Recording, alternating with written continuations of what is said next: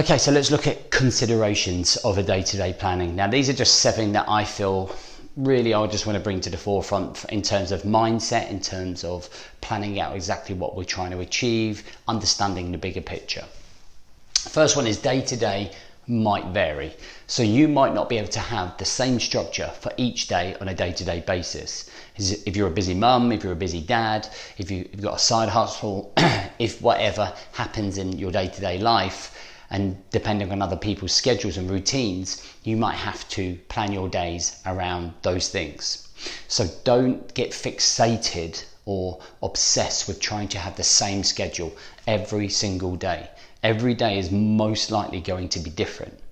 What the key thing is here over time is trying to nail the same Mondays, the same Tuesdays, the same Wednesdays.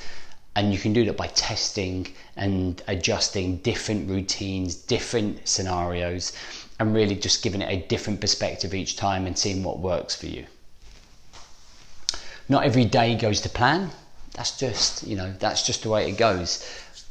Being better planned though will help you cope, will help you adapt and overcome.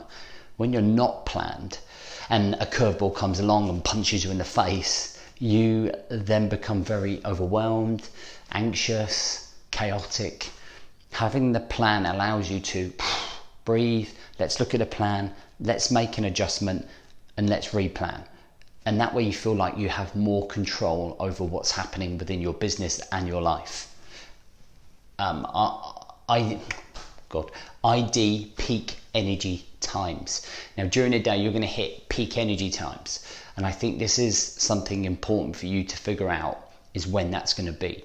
And a lot of that will just be determined by your morning routine, whether you have small children, whether you have a busy family life, whether you like to keep fit.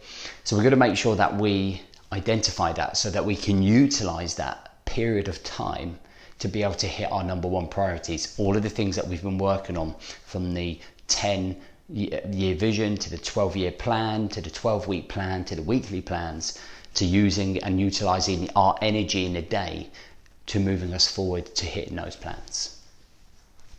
Don't forget reality, and what I mean by that is don't forget school runs, don't forget school pickups, don't forget to meet your friends, don't forget you meet your health, include your health.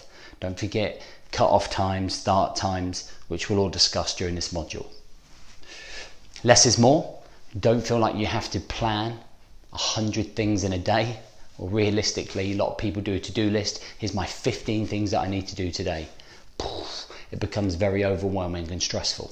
So I'm going to teach you a couple of things in terms of how to go about prioritizing your day, how to manage those tasks or that to-do list, so you don't get carried away, or you get carried away and become a little bit burnt out, flustered or overwhelmed. Priorities are key. Knowing what the key thing is to achieve in a day. If your day goes to the drains or the gutters and you end up losing the day, what's that one thing that you can do that's still going to make it feel like it was a success? What are the priorities going into the day? And review. Review is such an important process because it teaches us about how we're performing. It teaches us about our attitude, our character. It teaches us about the practices that we're putting into play. It teaches us about our decision making and learning as we go, processing along as we go, which improves us. And I'll be teaching that in this module as well. Right, let's get into this. Let's start putting these days together and start creating that picture, that vision of how your day is going to pan out.